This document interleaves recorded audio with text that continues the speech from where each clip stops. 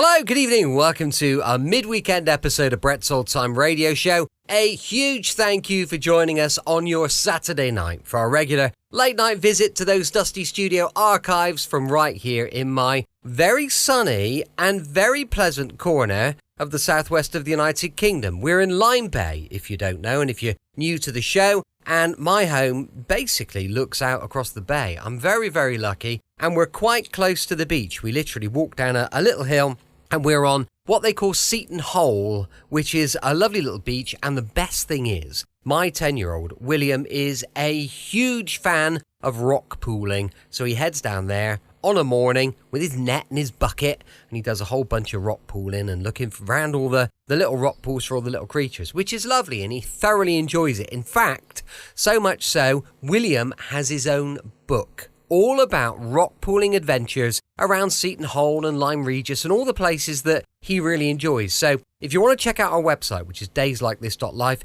you will find a link to William's book. It's called William's Wild World Secrets of the Seashore, and it's available on Amazon. Oh, funnily enough, William has just arrived. William, I've just been telling everybody on the podcast that they need to check out your book, Secrets of the Seashore. Is that right? Yeah, you should actually. And where can they buy it? Dayslikethis.life. They can, and Went also... out my mind for a second. Well, that's all right. So you're all sorted. William is currently building me a dinosaur zoo. No, not right now, I'm not. Oh, well, no, you're downstairs in the studio. No, I'm not downstairs. I'm in the studio. Ah, right, okay. So, how is my zoo coming on anyway? It's good. Oh, brilliant. Oh, so what are you doing at the moment? Well, I was about to ask you, what do I do next? Ah, right, okay. Well, listen, I'll just finish this intro. I'm Brett, I'm your host for our Nighttime Podcast. Listen, thank you so much for joining William and I've got to go now because I need to go and make a decision about another exhibit in my dinosaur zoo. So I'm going to leave you with a bumper episode of the Amy Bradshaw matter from yours truly, Johnny Dollar. This one was broadcast from 21st to the 25th of November, 1955. From Hollywood, it's time now for... Johnny Dollar. George Atkins at Northwest Indemnity. Oh, hiya, Georgie. How'd you like to go to New York, Johnny, and get into the game-mad world of the theater? Thanks a lot, Georgie, but no thanks. I'm not the grease paint type. I know, but Amy Bradshaw is. Amy Bradshaw? Yeah, we wrote a policy on her a couple years ago. Look, if it's her autograph you want, why send me? It's not that simple. Anyhow, she's got all the fans she wants. I know. I'm one of them. I think she's great. Johnny, looks like somebody's trying to kill her. Georgie, I'll be right over.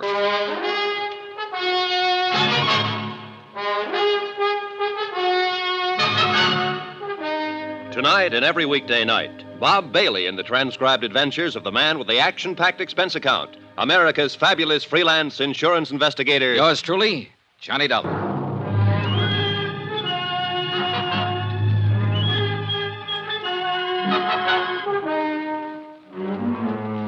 Expense account submitted by Special Investigator Johnny Dollar to the Northwestern Indemnity Alliance, Hartford, Connecticut. The following is an accounting of expenditures during my investigation of the Amy Bradshaw matter. Expense account item 1, $16.50. Transportation and incidentals to New York City. I checked in at a hotel and then went over to the Criterion Theater on West 44th, where Amy was starring in a play called The Unguarded Hour. David Coleman, the director, was standing in the wings watching the third act on stage. David Coleman? Yes? I'm Johnny Dollar, insurance investigator, sent over by Northwestern Indemnity. Oh, yes, Mr. Dollar. I called them. Let's go over here where we can talk. Okay. How's the play going? Well, 22 weeks now. Been going along just fine until this business came up. How did it start? Last evening, just before curtain time, I dropped by Amy's dressing room. She looked, well, strange. How so? Pale, trembling. She was staring at a note in her hand that sounded like some sort of crank note. Juno, you are an evil woman. You will be punished by sudden death, unquote. Have you reported this to the police? Oh, no. I was afraid that if I did, it might get into the papers, and we don't want that kind of publicity. I see. How about if I talk to Amy after the show?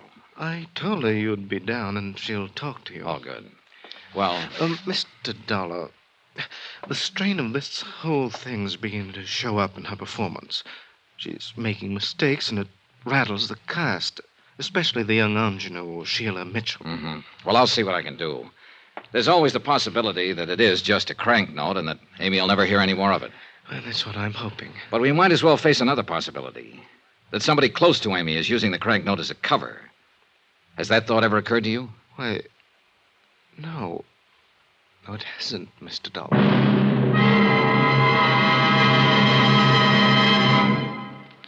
We will continue with the Bradshaw matter in a moment.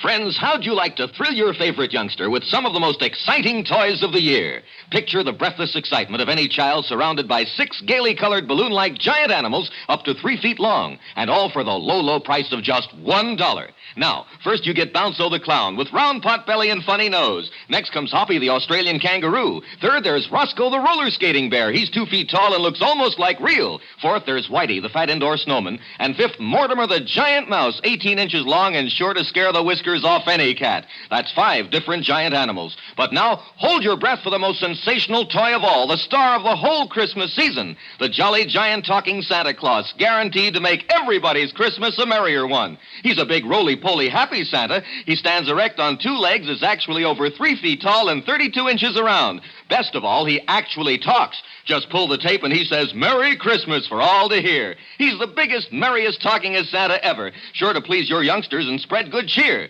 Yes, Giant Santa proves there really is a Santa Claus. That's a total of 6 giant animals made of brightly colored, preformed, sturdy latex, which the kids can easily inflate. And the cost, just $1, not for each, just $1 for all 6 of these lovable giants who'll turn your home into a circus parade. And here's a surprise. Mail your order today and you'll also receive absolutely free Peter the Rabbit, actually over 2 feet tall with big red ears almost 9 inches long. But you must send now. Rush $1 plus 10 cents for packing and mailing for each set you want to Giant Animals Box 1580, Grand Central Station, New York City. If not delighted with every one of your 7 giant animals, return them to the Super Animals Company for a full refund, but keep the giant talking Santa as our gift. Order now. Supplies are limited. Rush $1.10 for packing and mailing for each set in cash, check, or money order to Giant Animals, Box 1580, Grand Central Station, New York City. That's $1 plus 10 cents with your name and address. Mail to Giant Animals, Box 1580, Grand Central Station, New York City. That's Giant Animals, Box 1580, Grand Central Station, New York City.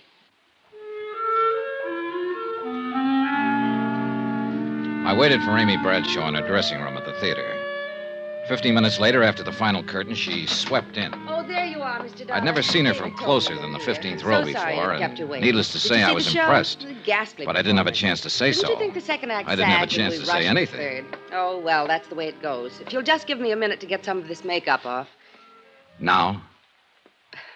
Now. Hi. Hi. I knew it was only a question of time until you ran down. Oh, I'm sorry. I guess I get a little overcharged out on the stage. Sure.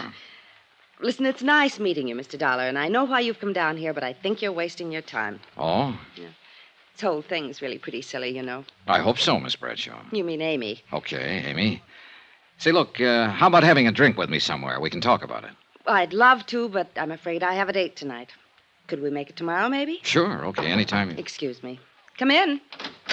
Oh, Mike. Oh, hello, Amy. I'm sorry, I didn't know you had company. That's all right. This is Johnny Dollar. Johnny, Mike Pomeroy, my agent. Mr. Pomeroy? How are you? What'd you think of it tonight, Mike? Well, they seem to like it okay. Oh. Tell you what, Amy, I'll see you tomorrow, eh? Tomorrow, Mike? I've got a few things I got to take care of tonight. Contracts to go over, you know, things like that. Oh, of course. Well, glad to meet you, Dollar. Night, Amy. Is that offer of a drink still good, Johnny? Well, sure, but I thought you said you have... Oh, sure, let's go. Thanks for understanding. Anywhere in particular?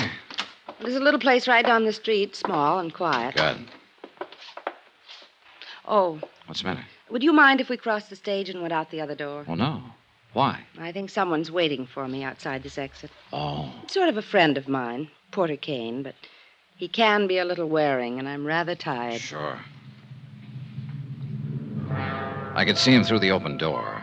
A thin-faced, rather elegant-looking man in a black Homburg. We went out the other side and down the street to a bar a few doors away. Item 2 on expense account, $4, drinks. After the first one, Amy relaxed a little. I wanted to get her talking about herself, and it wasn't too tough to do. There's not really much to tell about me. I've been acting a long time. Sometimes it seems too long. I've come a long way. Some people would say up. I hope it is. You make it sound pretty simple, Amy. I guess we do what we have to. All of us. I had to act, so... So, just like that, huh? Just like that. You've always gotten everything you wanted, haven't you? I think so. Hasn't anyone ever gotten in your way? No, Johnny, that's never happened. If it did... It looks to me like somebody's standing in your way right now. What do you mean? That threatening letter you got the other day. I told you, the whole thing's silly. There's nothing to it. Now, that's what you told me, but I don't think you believe it. Okay. So maybe I have worried a little about it. I wouldn't have if it hadn't been for... Oh, it was probably only my imagination. What was, Amy? Well, last night after the show, I felt like walking a little. I went west on 44th Street to Times Square, and as usual, it was crowded. I stood on the curb waiting for the light to change, and suddenly I got shoved out into the street. Oh? Right out into the traffic. I jumped back just in time. You see who did it? How can you tell in a crowd like that? I know. It was probably only coincidence that it happened right after I got that note, but... Oh, Johnny, I still just can't believe anybody is really trying to do me harm, but... I guess what's been making me nervous during the performance is staring out at that blackness past the footlights, wondering if there's somebody out there who hates me. Uh-huh. I guess I can't stand being hated, Johnny. I've got to be loved. Look, Amy, did it ever occur to you this might not be a crank out in the audience, that it might be someone closer to you? What? Johnny, that's impossible. Isn't? I don't have many friends. They've mostly to do with the play, but those I have are good ones. Who else besides your agent, Pomeroy? How about the director? David Coleman. He's a very old friend and one of the best. How about the producer? Emery's the last person in the world who'd wish me harm. On a dollars and cents basis, if nothing else. He and Dora both. Dora? His wife. I like her very much. Does she like you? Why shouldn't she? What about this man you wanted to duck tonight, the one who was waiting outside the theater? Porter Kane? Oh, he's a sort of a fan, I guess. A little eccentric, maybe, but he's been very good to me. Johnny, really, it couldn't be any of them. Maybe, maybe not. Look, Amy, I was sent down here because Northwestern Indemnity holds a policy on you. I know. Now, who's the beneficiary? William York. Who's he? My husband. Oh, I didn't know you were married. We separated 6 months ago. What I wanted, he didn't. What he wanted, I didn't. It's as simple as that. Well, where is he now? Here in New York somewhere, I guess. I don't know. He's a writer, sort of. Johnny, I'm tired. Oh, yeah, sure you must be. I'm sorry I kept you so long. Oh, no, I didn't mean that. It's been nice. Very nice. It's funny. I seem to relax a little when I'm with you. We let that one lay and went outside. Item 3 on expense account, $2. Taxi to Amy's apartment. There was a car parked 2 doors down with a man just sitting in it. I saw Amy give it a quick look. Then as she said goodnight to me at the door, I noticed that she slipped the catch on it. I sauntered across the street and stepped into the shadows. A moment later, the door of the parked car opened and her agent, Mike Pomeroy, got out and went into the apartment house. Then I realized I wasn't the only one watching this. Half a block down the street, I could see a figure in a shadowy doorway. I ran toward him, but he took off around the corner. When I reached the corner, he was nowhere in sight. Amy might have been taking this thing only half seriously, but I was real serious about it now. She said she had some very nice friends. But I had a strong hunch that one of these very nice friends was out to kill her.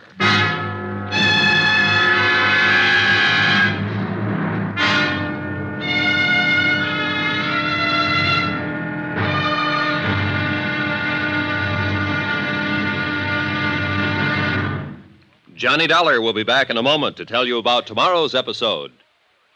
Friends, send for your set of some of the most exciting toys of the year. 6 giant inflatable toys for only $1. Some up to 3 feet tall. You get Bounco the happy clown, Hoppy the Australian kangaroo, Roscoe the 2 feet long roller skating bear, Whitey the fat indoor snowman, Mortimer the giant mouse 18 inches long, and last but not least, the great giant talking Santa, a roly-poly giant over 3 feet tall and 32 inches around the belly that actually says Merry Christmas out loud when you pull the tape.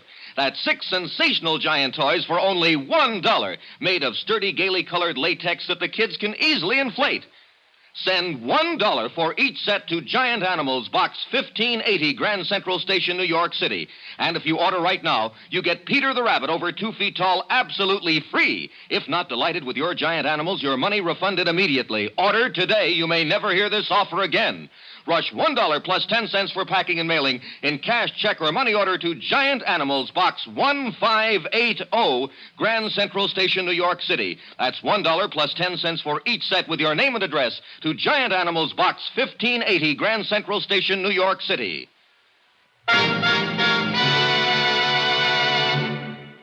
Now, here's our star to tell you about tomorrow's episode of the Amy Bradshaw matter. Tomorrow, the Criterion Theater again, and a third-act curtain that wasn't in the script. Join us, won't you? Yours truly, Johnny Dollar. From Hollywood, it's time now for... Johnny Dollar. Al Cintella down at precinct headquarters, Johnny. Oh, hi, Al. Sorry I missed your call a few minutes ago. What's on your mind? An actress named Amy Bradshaw. Amy, one of my favorites. Me too. But right now, I seem to be looking for a guy who doesn't feel that way about her. Huh?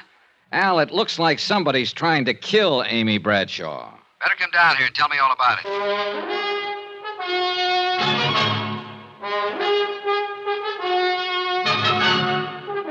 Tonight and every weekday night, Bob Bailey in the transcribed adventures of the man with the action-packed expense account, America's fabulous freelance insurance investigator. Yours truly, Johnny Dollar.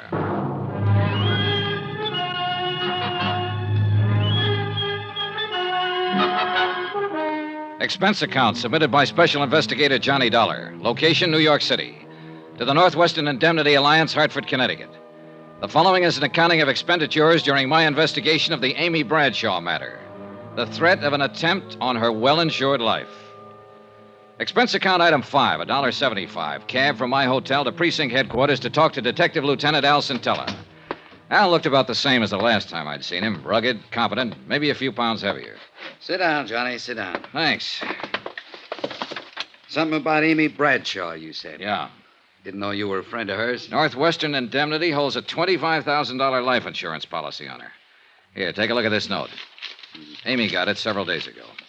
You are evil. You will be punished by sudden death. Oh, come on now, Johnny. A couple of nights ago, after the show, somebody shoved Amy off the curb and out into the traffic over in Times Square. Well, the same thing happens to me almost every time I'm around Times Square. You know what I smell in all this? Oh, sure. You probably smell a publicity stunt. I sure do. You think I'd fall for a thing like that? You known Amy Bradshaw very long? No. I'd seen her in a few shows, but last night was the first time I'd ever met her in person. If I didn't know you pretty well, I'd say you might be getting a little stage struck on her. Uh-huh. What about the man who trailed Amy to her apartment last night? Oh? Who? I don't know. I chased him, but he had too much of a lead on me. I still wouldn't go jumping to any conclusions. Who you got to work on, for instance? Well, for one, David Coleman, her director. Then there's the producer, Emery Taylor, and his wife, Dora. From what Amy said, I gather Dora doesn't like her very well. Anybody else? Then there's her agent, Mike Pomeroy. She seems to be pretty wrapped up in him. Whole stable full, huh? Yeah, looks like it. Also, a fellow named Porter Kane, who's usually hanging around the theater waiting for Amy. And finally, the man I really came to talk to you about. Who's that? Name is Bill York, her husband, but they're separated. Oh? She doesn't know where he is. You figure he might tie in somehow? He is the beneficiary of Amy's insurance policy. Well, I'll see if I can turn up an address on him for you. Okay, thanks, Al. In the meantime, I think I'll pay a call on this Porter Kane. See if I can find out just how good a fan he is.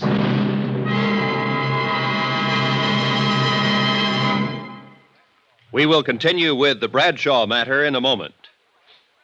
Friends, how'd you like to thrill your favorite youngster with some of the most exciting toys of the year? Picture the breathless excitement of any child surrounded by 6 gaily colored balloon-like giant animals up to 3 feet long, and all for the low, low price of just $1. Now, first you get Bounzo the clown with round pot belly and funny nose. Next comes Hoppy the Australian kangaroo. Third, there's Roscoe the roller skating bear. He's 2 feet tall and looks almost like real. Fourth, there's Whitey the fat indoor snowman. And fifth, Mortimer the giant mouse, 18 inches long and sure to scare the whiskers off any cat. That's 5 different giant animals. But now, hold your breath for the most sensational toy of all, the star of the whole Christmas season, the jolly giant talking Santa Claus, guaranteed to make everybody's Christmas a merrier one. He's a big roly-poly happy Santa. He stands erect on 2 legs, is actually over 3 feet tall and 32 inches around. Best of all, he actually talks. Just pull the tape and he says, "Merry Christmas" for all to hear. He's the biggest, merriest, talkingest Santa ever, sure to please your youngsters and spread good cheer. Yes, Giant Santa proves there really is a Santa Claus. That's a total of 6 giant animals made of brightly colored, preformed, sturdy latex, which the kids can easily inflate. And the cost, just $1, not for each, just $1 for all 6 of these lovable giants who'll turn your home into a circus parade. And here's a surprise. Mail your order today and you'll also receive absolutely free Peter the Rabbit, actually over 2 feet tall with big red ears almost 9 inches long. But you must send now. Rush $1 plus 10 cents for packing and mailing for each set you want to Giant Animals, Box 1730, Grand Central Station, New York City. If not delighted with every one of your 7 giant animals, return them to the Super Animals Company for a full refund, but keep the giant talking Santa as our gift. Order now. Supplies are limited. Rush $1.10 for packing and mailing for each set in cash, check, or money order to Giant Animals, Box 1730, Grand Central Station, New York City. That's $1 plus 10 cents with your name and address. Mail to Giant Animals, Box 1730. That's Box 1730, Grand Central Station, New York City. Giant Animals, Box 1730, Grand Central Station, New York City.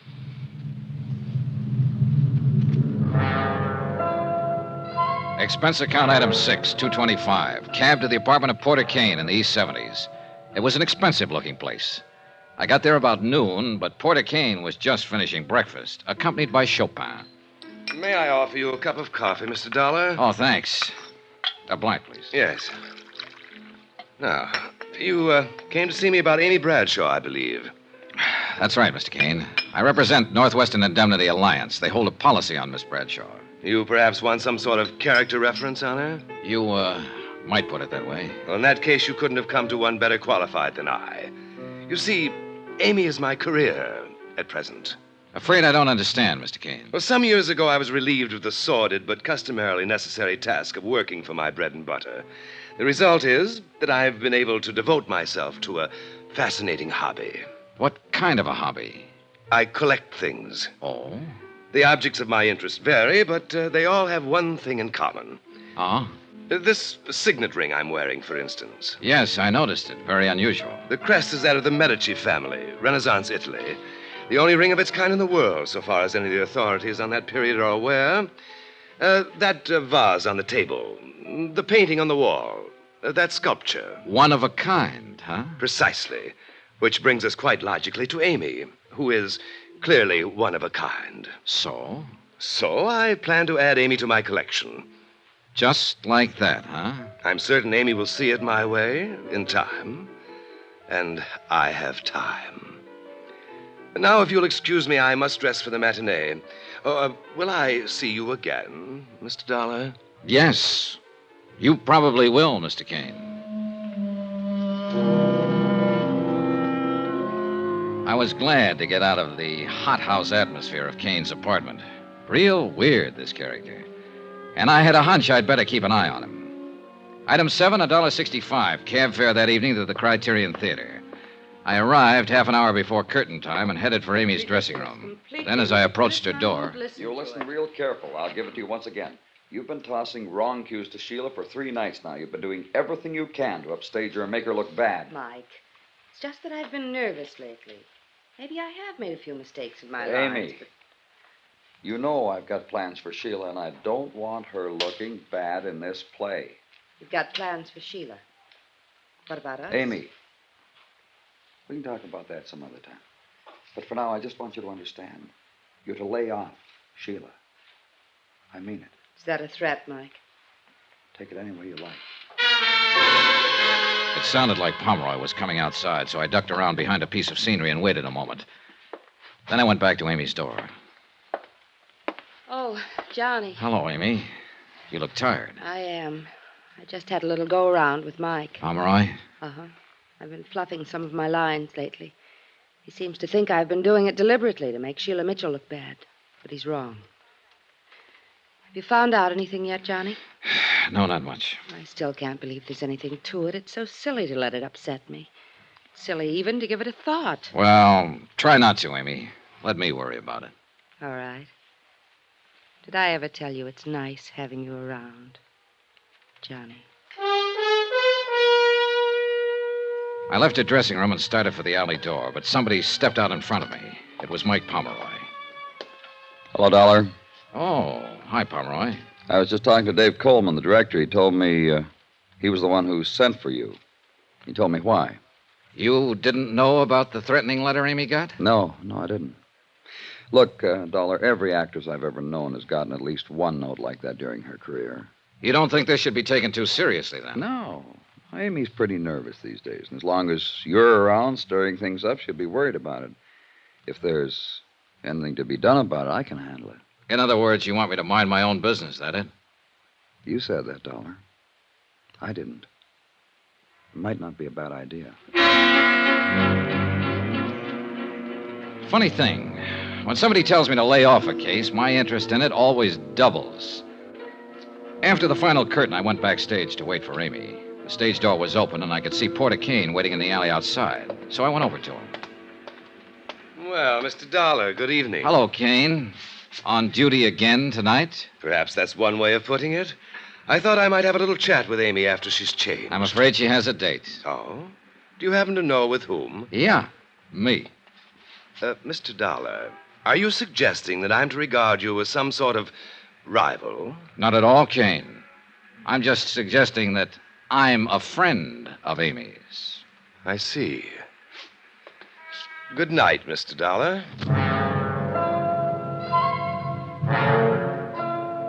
After Kane left, I stood beside the stage door and tried to figure out some of the angles on this case. There were too many of them. By the time I went in, the theater was dark, except for a dim light bulb over the stage, and everyone had gone. Everybody, that is, except Amy. I ran into the darkened theater. She was standing horrified next to the stairway by the dressing rooms, her eyes fixed on something that lay on the floor. Johnny, I was on my way out to meet you. I heard a swish through the air. This heavy sandbag, it barely missed me. Oh, Johnny! Stay back against the wall, Amy. You'll be okay there. I climbed the long ladder up to the catwalk above the stage where they sometimes use the sandbags to balance hunks of scenery. It was dark up there. I started edging along the catwalk. Suddenly, my foot hit a loose board. I almost lost my balance. A loose board that could have been left for me. And it was a long, long drop down to the stage. Whoever had been up there knew the theater pretty well. Finally, I went back down to Amy. She was trembling. Johnny? It's okay, Amy. It's okay. Johnny? Maybe I didn't take it seriously before, but I do now. Somebody dropped that sandbag from up there deliberately. Somebody is trying to kill me, and I'm scared, Johnny.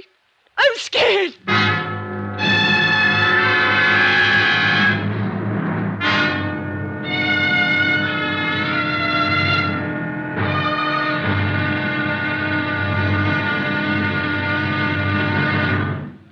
Johnny Dollar will be back in a moment to tell you about tomorrow's episode.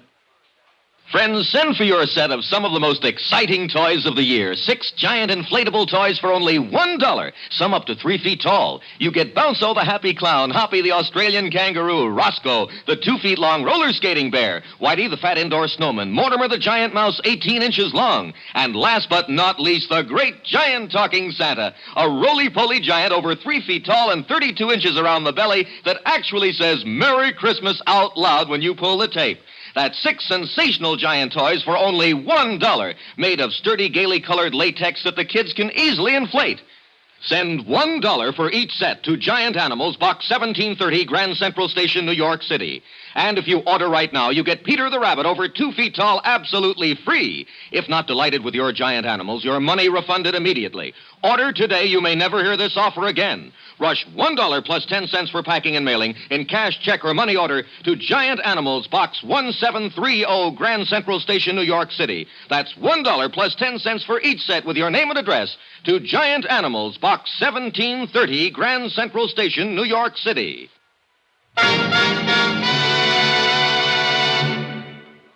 Now, here's our star to tell you about tomorrow's episode of the Amy Bradshaw Matter. Tomorrow, a man steps onto the stage from out of the past and into a role he doesn't want to play. Join us, won't you? Yours truly, Johnny Dollar. From Hollywood, it's time now for... Johnny Dollar. Al Santella at police headquarters, Johnny. Yeah, Al. You hear what happened at the Criterion Theater after the show last night? I was off duty when you called, but Sergeant Rogers gave me a fill-in this morning. So somebody tried to drop a sandbag on Amy Bradshaw backstage. Yeah, a real near miss. You still think these attempts on her life are publicity stunts? No, looks like your hunch was right. I'll have a couple of my boys keep an eye on Amy. Thanks. Johnny, you wanted to know the whereabouts of this guy, Bill York, the husband Amy separated from. What have you got on him, Al? 768 West 4th Street, down in Greenwich Village. Thanks, I'll check it.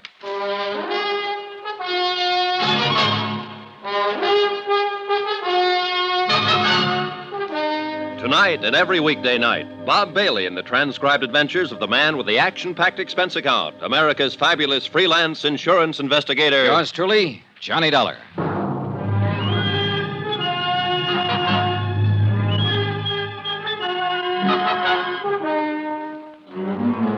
New York City, expense account submitted by Special Investigator Johnny Dollar. To the Home Office, Northwestern Indemnity Alliance, Hartford, Connecticut. The following is an accounting of expenditures during my investigation of the Amy Bradshaw matter. Expense account item 8, $275. Taxi from my hotel to Greenwich Village to try and locate a writer named Bill York, who had separated from Amy 6 months ago. Amy was a good actress, but she couldn't hide the fact she was plenty scared by the attempts on her life in the last 3 days. My hunch was it was someone close to Amy, and Bill York was very much on my list. After all, he was the beneficiary on her life insurance policy. I hadn't been to this part of the village in 2 or 3 years, but from the looks of it, it hadn't changed a bit. Defiantly shabby and run down. A few beards here and there, a few gals with long, straight hair. Bookstores and bars, side by side. I checked at the address Al Santella had given me. It was a beat-up old rooming house. Come down here to interview the famous writer, something like that? Not exactly. Too bad. Here I thought you wanted to carry my message to America. No, I'm afraid that's a little out of my department, Mr. York. Amy did mention that you were a writer. I can tell you exactly what she said. She said, you know, Bill's a writer, sort of, right? Well, as a matter of fact. Amy always felt it necessary to apologize for me. That was one thing about our marriage that was always so charming. Well, look, I didn't come here to discuss your marriage, York. I don't know what you're so bitter about. It's none of my business. But... Why, Dollar, what do I have to be bitter about? Here I am, an artist, living an unfettered life of freedom in Greenwich Village. What more could I ask? I guess I haven't read any of your books. Don't worry about it. You're in good company. You and the publishers. Oh, that's too bad. Must make a little problem in the grocery department. Oh, that doesn't worry me. You see, one can always manage to live comfortably in hock. Oh? And if one is willing to hock his soul, of course the returns are much greater. I don't get you. That's not surprising, because nobody else but me would call it my soul. It's just the manuscript for an unpublished novel. 3 years of work and sweat and pain. But my clever pawnbroker, Mr. Pomeroy, has a fair idea what it means to me. Mike Pomeroy, Amy's agent? Charming chap.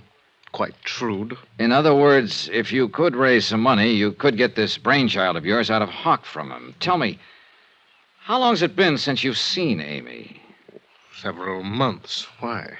You haven't been uptown near her apartment the last few days, huh? No. You sure? Of course. Anything else? No. Not for now.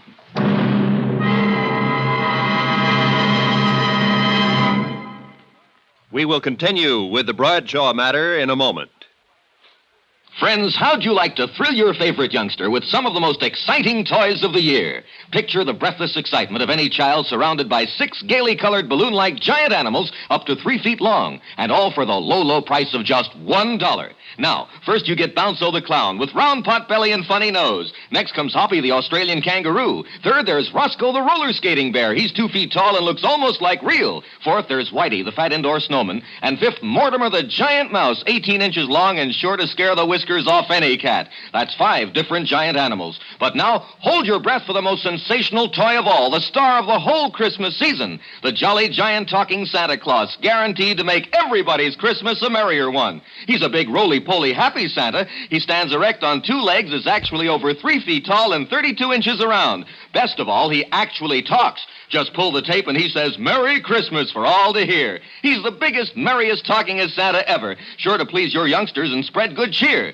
Yes, Giant Santa proves there really is a Santa Claus. That's a total of 6 giant animals made of brightly colored, preformed, sturdy latex, which the kids can easily inflate. And the cost, just $1, not for each, just $1 for all 6 of these lovable giants who'll turn your home into a circus parade. And here's a surprise. Mail your order today and you'll also receive absolutely free Peter the Rabbit, actually over 2 feet tall with big red ears almost 9 inches long. But you must send now. Rush $1 plus 10 cents for packing and mailing for each set you want to Giant Animals, Box 1870, Grand Central Station, New York City. If not delighted with every one of your 7 giant animals, return them to the Super Animals Company for a full refund. But keep the giant talking Santa as our gift. Order now, supplies are limited. Rush $1.10 for packing and mailing for each set in cash, check, or money order to Giant Animals, Box 1870, Grand Central Station, New York City. That's $1 plus 10 cents with your name and address. Mail to Giant Animals, Box 1870. That's Box 1870, Grand Central Station, New York City. Giant Animals, Box 1870, Grand Central Station, New York City.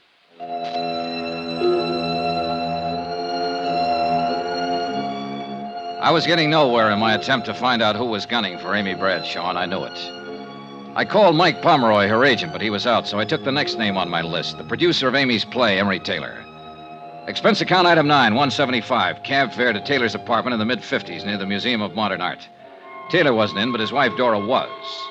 She was sleek-looking and a little on the brittle side. She was sitting behind a small bar in the den, and she looked quite at home there.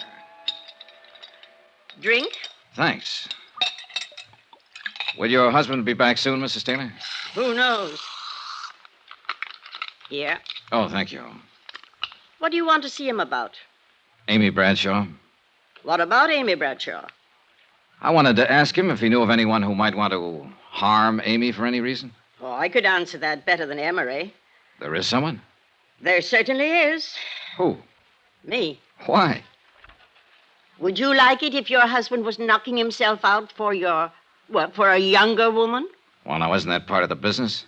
Is it? That's not all. Amy's hurt plenty of people getting where she is. You think your husband's one of them? I hope not. Who has she hurt, Mrs. Taylor? Do you know Dave Coleman? Her director? He was very much in love with Amy a few months ago. Oh, I see. I don't like to see someone I like get the way he was. One night here, he had a couple too many. He said, if he couldn't have her... Oh. Funny. How quick he got over it, though. Never says anything about it anymore, huh? Not a word. What about Porter Kane? Oh, you've met him. Is he one of them that Amy's hurt? No, he's not in that category. Whatever happened to hurt him must have happened at about the age of 5. What do you mean? Oh, isn't that when most of our troubles start? I wouldn't know. I once paid a psychiatrist $500 to tell me that's when mine started. Your troubles? Sure. Can't you tell, Mr. Dollard? I'm the mixed-up type. Aren't we all, Mrs. Taylor? I left her, still sitting behind the bar, and somehow I felt sorry for her. But she had given a new lead. David Coleman, Amy's director, who'd had it bad for Amy just a few months ago and had now completely recovered. Maybe. I made a mental note to have a little chat with Coleman that night. Then I put in another call to Mike Pomeroy. This time he was in, and I finally talked him into meeting me at a little bar on West 44th near the theater. But when I got there, I could see that he wasn't feeling very cooperative.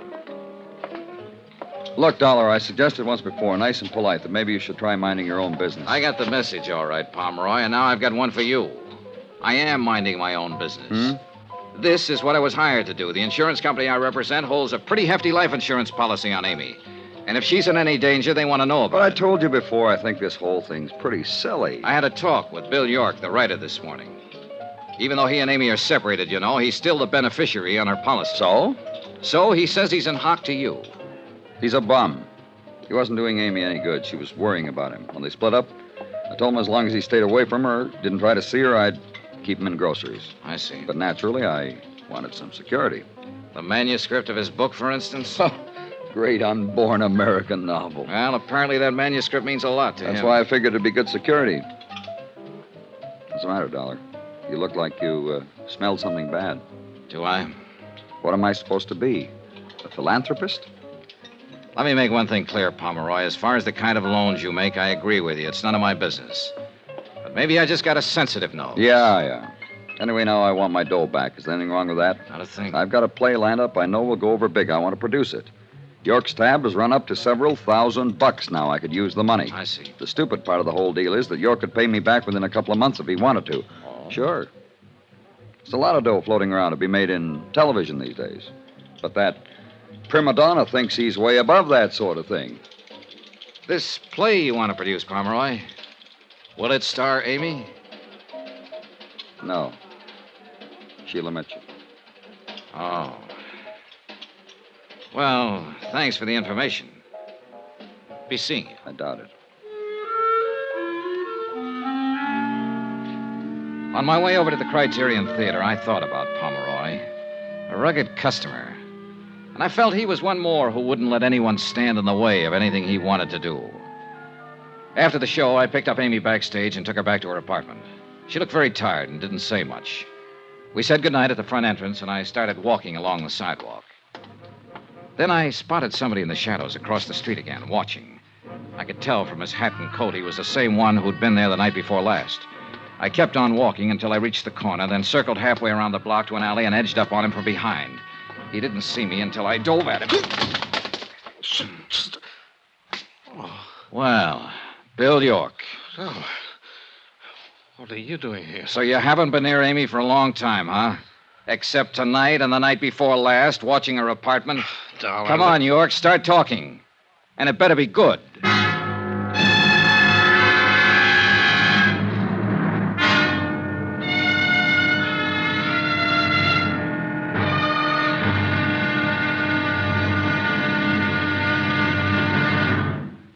Johnny Dollar will be back in a moment to tell you about tomorrow's episode. Friends, send for your set of some of the most exciting toys of the year. 6 giant inflatable toys for only $1, some up to 3 feet tall. You get Bounco the Happy Clown, Hoppy the Australian Kangaroo, Roscoe the 2 feet long roller skating bear, Whitey the fat indoor snowman, Mortimer the giant mouse 18 inches long, and last but not least, the great giant talking Santa, a roly-poly giant over 3 feet tall and 32 inches around the belly that actually says Merry Christmas out loud when you pull the tape. That's 6 sensational giant toys for only $1, made of sturdy, gaily colored latex that the kids can easily inflate. Send $1 for each set to Giant Animals, Box 1870, Grand Central Station, New York City. And if you order right now, you get Peter the Rabbit over 2 feet tall absolutely free. If not delighted with your giant animals, your money refunded immediately. Order today. You may never hear this offer again. Rush $1 plus 10 cents for packing and mailing in cash, check, or money order to Giant Animals Box 1870, Grand Central Station, New York City. That's $1 plus 10 cents for each set with your name and address to Giant Animals Box 1870, Grand Central Station, New York City. Now, here's our star to tell you about tomorrow's episode of The Amy Bradshaw Matter. Tomorrow, I find I have even more of a reason for keeping Amy alive than I'd realized. Join us, won't you? Yours truly, Johnny Dollar. From Hollywood, it's time now for Johnny Dollar. Elsa Intel at police headquarters, Johnny. Better get over here to my hotel room, Al. I've got company. Who is it? Bill York. Amy Bradshaw's ex-husband? Right. I caught him watching her apartment half an hour ago, and he's the one who was watching it the other night. This time I had better luck catching him. Has he opened up yet? No, but he will. Johnny, take it easy with him. I think he's got plenty to tell us. Looks like he's the boy we're after, Al. I'll be right over.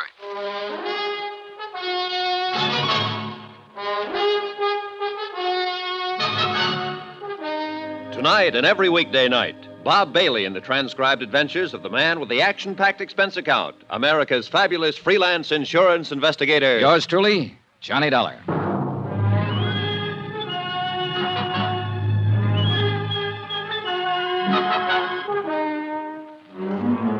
New York City. Expense account submitted by Special Investigator Johnny Dollar. To the Home Office, Northwestern Indemnity Alliance, Hartford, Connecticut. The following is an accounting of expenditures during my investigation of the Amy Bradshaw matter. Amy, star of a Broadway play, and somebody was out to get her. Expense account item 10, $3. Repairs to one coat sleeve. Torn in the process of inviting Bill York up to my hotel room. Look, Dolly, you've got no right to drag me up here to your room this way. York, you're going to sit right here until you open up and tell me all about the attempt on Amy Bradshaw's life. What? You come in. Oh, Al. Hi, Johnny. York, this is Detective Lieutenant Al Centella. Now, look here, Lieutenant. What's this all about? Well, I kind of thought that's what you'd tell us, Mr. York. But this is crazy. Why would I want to kill Amy? You're aware that you're still the beneficiary on Amy's insurance policy. What? Even if I am... Also, you need money, and you need it bad. You're several $1,000s in debt to Mike Pomeroy, Amy's agent. He's been pressing you for it lately. Look, Dollar. And you know you can't get the manuscript of your novel out of hock from him until you pay off. You've got 2 strikes against you, York. Motive and opportunity. Opportunity? Sure, but motive? No, Dollar. I've never had any reason to kill Amy. It's true she and I couldn't make it together, but I guess that was more my fault than hers. Go on. You see, Amy's never let anything stand in the way of what she wanted. What she wanted, I didn't. I guess we just lived in 2 different worlds. What do you mean? She's always been a success, and I've always been a failure. You still haven't explained why you lied to me, York. Lied? When I talked to you this morning, you told me you hadn't been near Amy for a long time. But when I caught up with you in front of her apartment tonight, I realized you were the same one who was watching it night before last. How about that, York? You fellas don't believe me much. What do you mean? Sure, once in a while I go stand outside her apartment house, look up at the light on the window, maybe think a little about how things might have been. That's all. Maybe you better come downtown with me, York. We'll check your story further. If you're clean, you got nothing to worry about. All right, Lieutenant. Sergeant, take Mr. York down to the car and wait for me there. Johnny? Who else have you talked to? Oh, everybody close to her. But the one who interests me most is her agent, Mike Pomeroy. He can be a pretty rough customer when he wants to. And he thinks Amy's standing in the way of a career for an actress he's currently interested in. Let's talk about somebody else for a moment. Who? You, Johnny. I think you're getting a little bit out of line. What do you mean?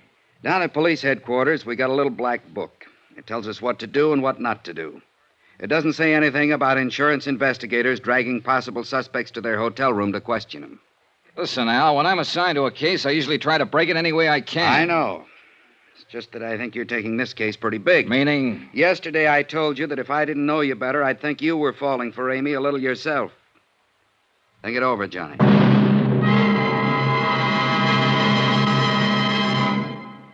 We will continue with the Bradshaw matter in a moment. Friends, how'd you like to thrill your favorite youngster with some of the most exciting toys of the year? Picture the breathless excitement of any child surrounded by 6 gaily colored balloon-like giant animals up to 3 feet long, and all for the low, low price of just $1. Now, first you get Bounco the clown with round pot belly and funny nose. Next comes Hoppy the Australian kangaroo. Third, there's Roscoe the roller skating bear. He's 2 feet tall and looks almost like real. Fourth, there's Whitey the fat indoor snowman. And fifth, Mortimer the giant mouse, 18 inches long and sure to scare the whiskers off any cat. That's 5 different giant animals. But now, hold your breath for the most sensational toy of all, the star of the whole Christmas season, the jolly giant talking Santa Claus, guaranteed to make everybody's Christmas a merrier one. He's a big roly-poly happy Santa. He stands erect on 2 legs, is actually over 3 feet tall and 32 inches around. Best of all, he actually talks. Just pull the tape and he says, "Merry Christmas" for all to hear. He's the biggest, merriest, talkingest Santa ever, sure to please your youngsters and spread good cheer. Yes, Giant Santa proves there really is a Santa Claus. That's a total of 6 giant animals made of brightly colored, preformed, sturdy latex, which the kids can easily inflate. And the cost, just $1, not for each, just $1 for all 6 of these lovable giants who'll turn your home into a circus parade. And here's a surprise. Mail your order today and you'll also receive absolutely free Peter the Rabbit, actually over 2 feet tall with big red ears almost 9 inches long. But you must send now. Rush $1 plus 10 cents for packing and mailing for each set you want to Giant Animals, Box 1907, Grand Central Station, New York City. If not delighted with every one of your 7 giant animals, return them to the Super Animals Company for a full refund, but keep the giant talking Santa as our gift. Order now. Supplies are limited. Rush $1.10 for packing and mailing for each set in cash, check, or money order to Giant Animals, Box 1907, Grand Central Station, New York City. That's $1 plus 10 cents with your name and address. Mail to Giant Animals, Box 1907. That's Box 1907, Grand Central Station, New York City. Giant Animals, Box 1907, Grand Central Station, New York City.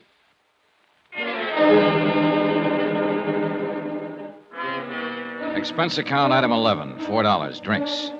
For me. I thought about what Al Centella had said. The possibility I was falling for Amy Bradshaw. Thought about it for 2 hours. Finally, I decided I had to find out if he was right. I went over to Amy's apartment. It was good of you to come over, Johnny. I just can't seem to sleep lately. Yeah. I noticed there's a policeman on duty down in the lobby. Lieutenant Centella arranged for that. It's funny. It should make me feel better, but it doesn't. It just keeps reminding me of it. Threat on my life. I'm glad you're here, Johnny. So am I. Awfully glad. Maybe I shouldn't say that, but... Do you hear any objections? Oh, well, who could... Excuse me. Yeah, sure. Hello? Yes? Oh, Porter. What? No, I'm sorry. No, really, Porter, it's out of the question. No, Good night, Porter. Kane, huh? Yes, I suppose he means well. But he can be rather annoying. Do you have a cigarette, Johnny? Here. Thanks.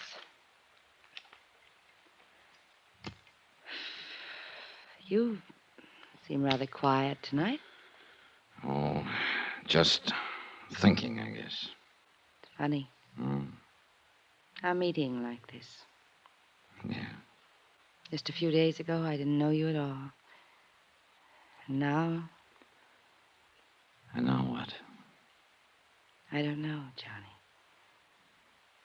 I don't know.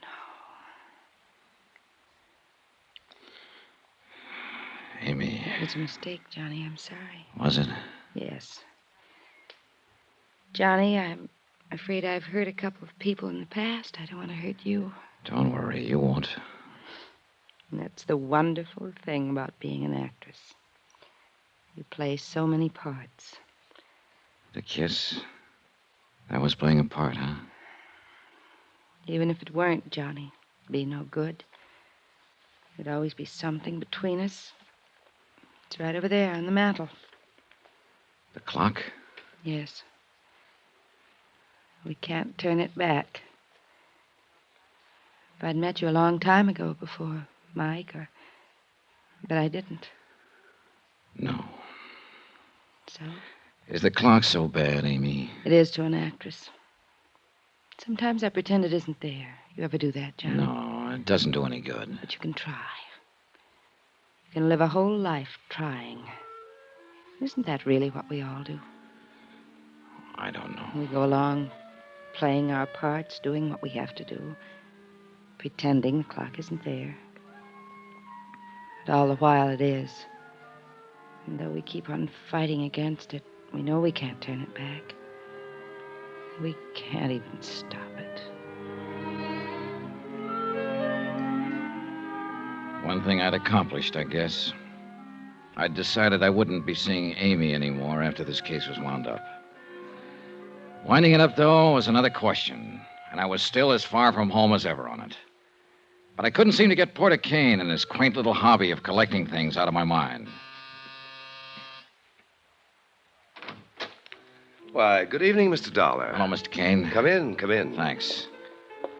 I know it's late. I'm sorry. Not at all. As a matter of fact, I was hoping I'd see you again. I don't want to keep you. I see your hat and coat. No, I'm not going out. I've just come in. Oh.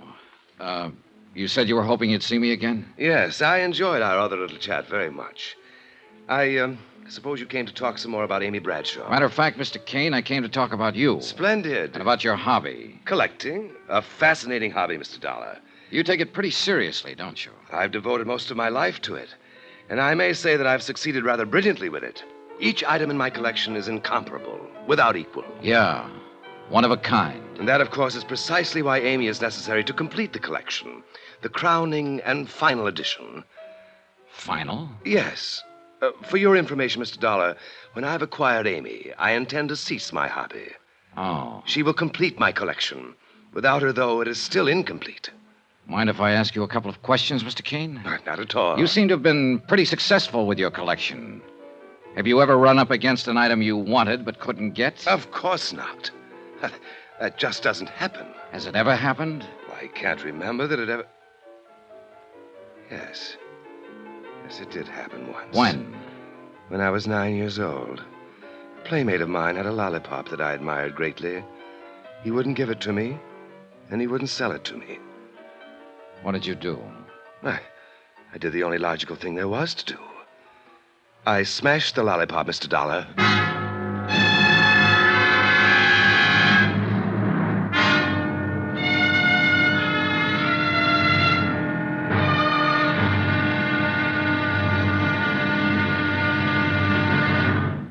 Johnny Dollar will be back in a moment to tell you about tomorrow's episode. Friends, send for your set of some of the most exciting toys of the year. 6 giant inflatable toys for only $1, some up to 3 feet tall. You get Bounso the happy clown, Hoppy the Australian kangaroo, Roscoe the 2 feet long roller skating bear, Whitey the fat indoor snowman, Mortimer the giant mouse 18 inches long, and last but not least, the great giant talking Santa, a roly-poly giant over 3 feet tall and 32 inches around the belly that actually says Merry Christmas out loud when you pull the tape. That's 6 sensational giant toys for only $1, made of sturdy, gaily colored latex that the kids can easily inflate. Send $1 for each set to Giant Animals, Box 1907, Grand Central Station, New York City.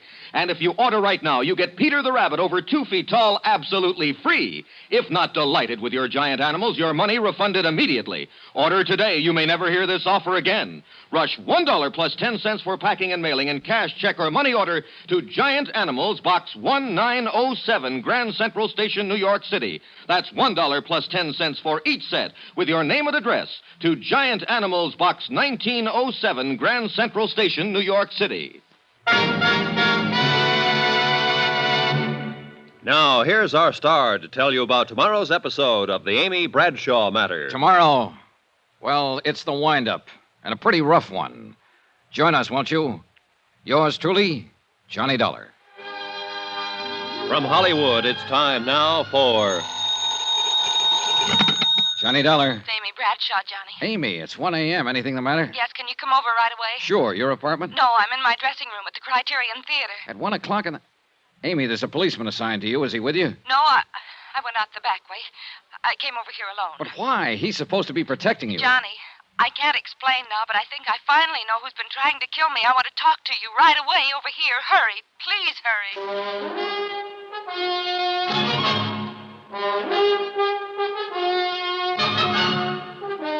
Tonight and every weekday night, Bob Bailey in the transcribed adventures of the man with the action-packed expense account, America's fabulous freelance insurance investigator. Yours truly, Johnny Dollar.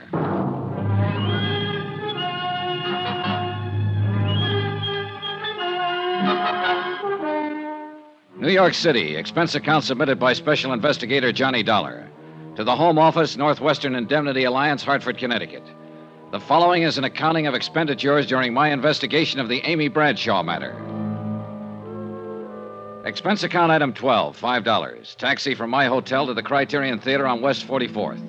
$2 for the fare, $3 for getting me there in 5 minutes. Amy had sounded plenty scared over the phone. The cab skidded to a stop in front. I caught a glimpse of somebody at the other corner of the theater. It looked like Porter Kane. I couldn't be sure, and I didn't have time to find out right now. Backstage, it was quite dark, and I had to feel my way through some... The shot came from the direction of Amy's dressing room.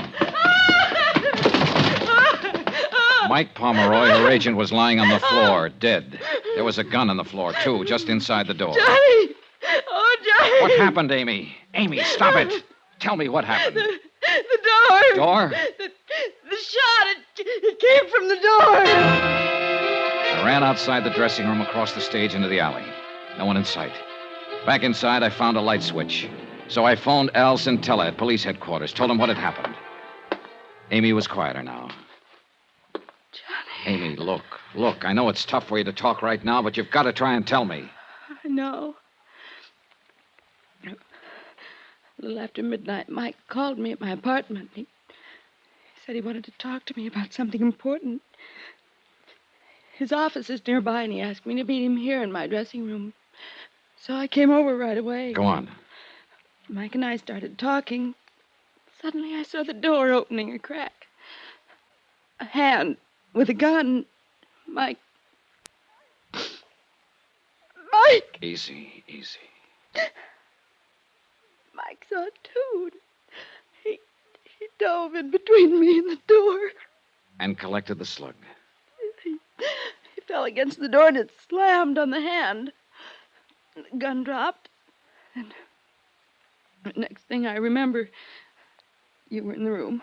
You didn't see who was holding the gun? No, just the hand. Amy... And there was something on one of the fingers that I recognized. A large signet ring? Yes. Yeah. It belonged to the guy out on the sidewalk. Porter Kane.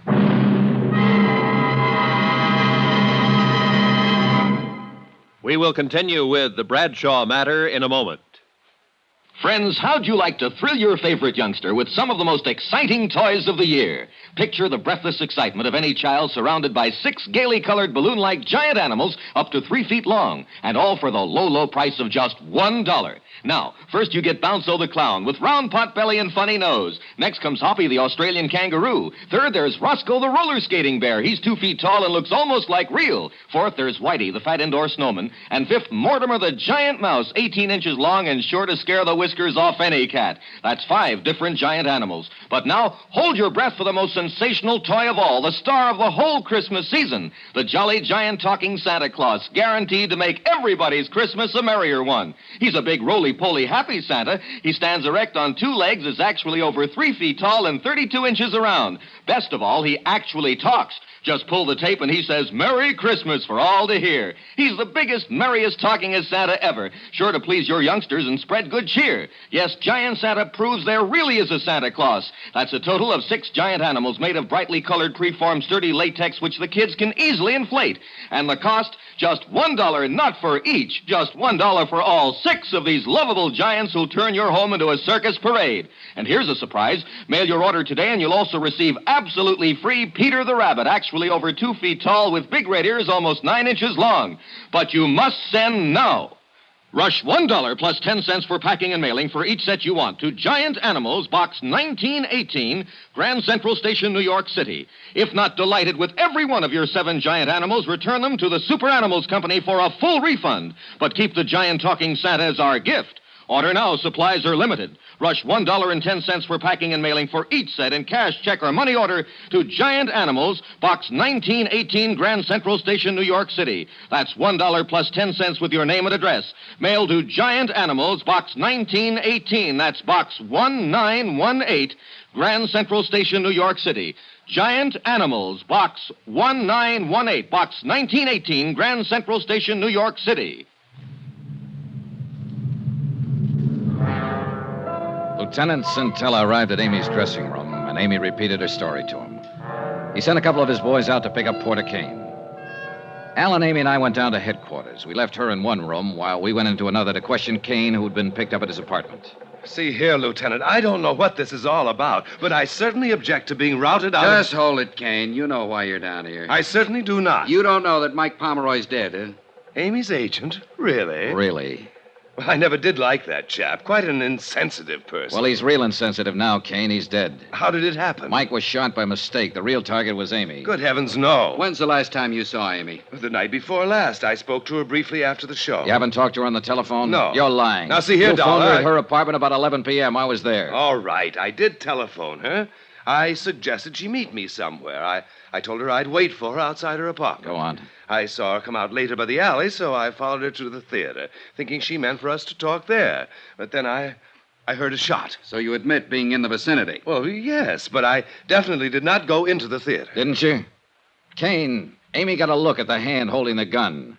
There was a ring on one of the fingers. Ring? Your ring. She's completely mistaken. That's a very distinctive ring. It's not one that anybody be mistaken about. See here, Lieutenant, all of this wild supposition is based on the assumption that I had a motive for wanting to kill Amy. You told me what your motive was when I talked to you last evening in your apartment. What do you mean? I asked you what you'd do if you wanted something for your collection and couldn't get it. You told me a story about what happened when you were just a kid, 9 years old. But I say Another that... kid had a lollipop you wanted. He wouldn't give it to you, so you smashed it. And that's what you were trying to do tonight in Amy's dressing room. You couldn't have her, so you tried to smash her.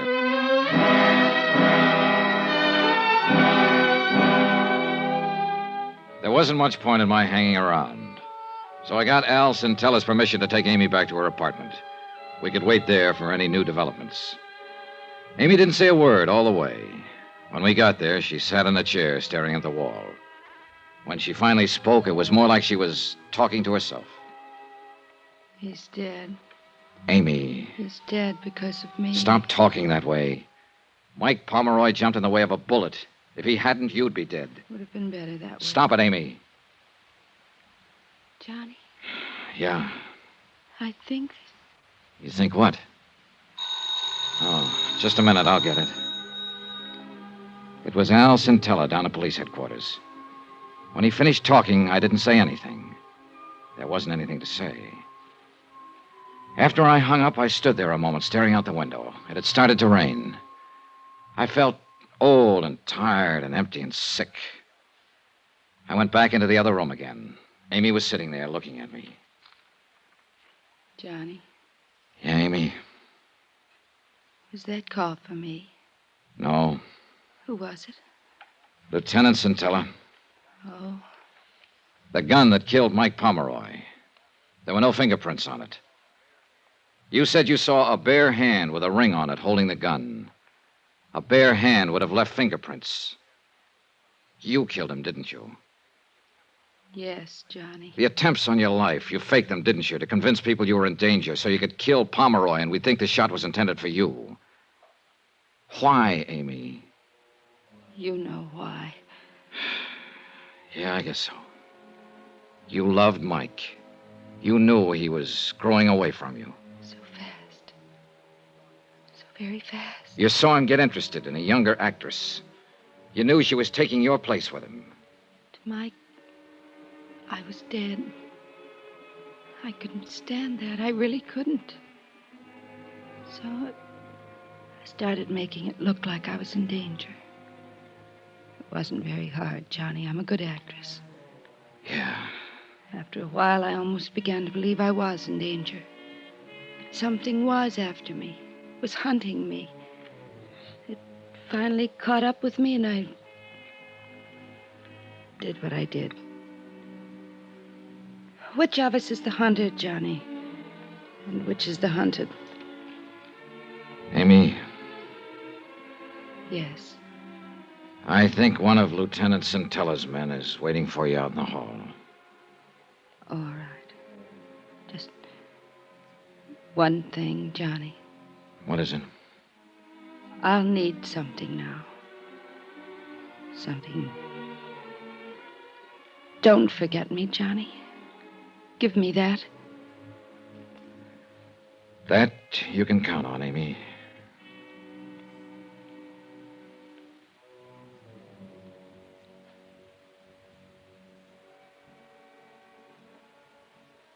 She walked out of the room, and she didn't look back. I'm glad she didn't.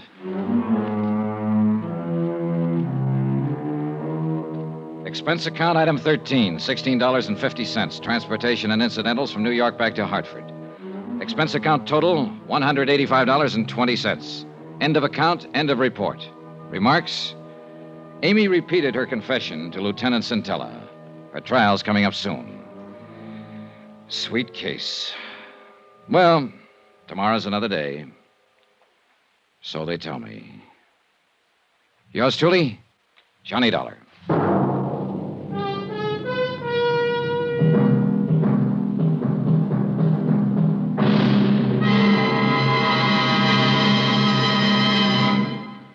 Johnny Dollar will return in a moment to tell you about next week's intriguing story.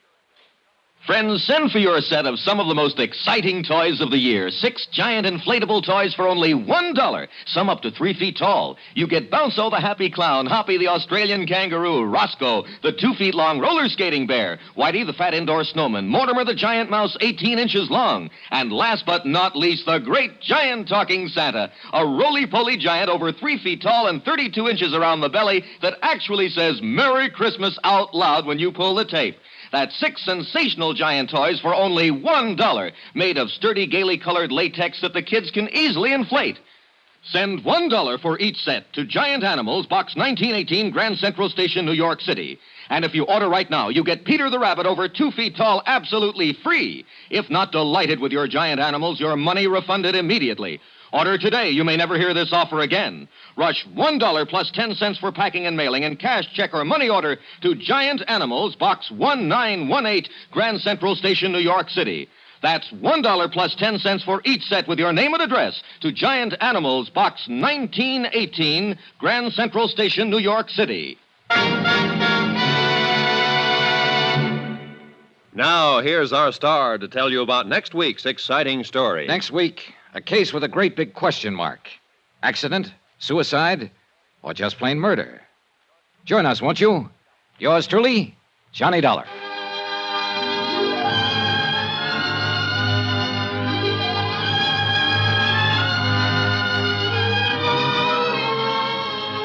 Yours truly, Johnny Dollar, starring Bob Bailey, is transcribed in Hollywood. Written by Robert Reif, it is produced and directed by Jack Johnstone.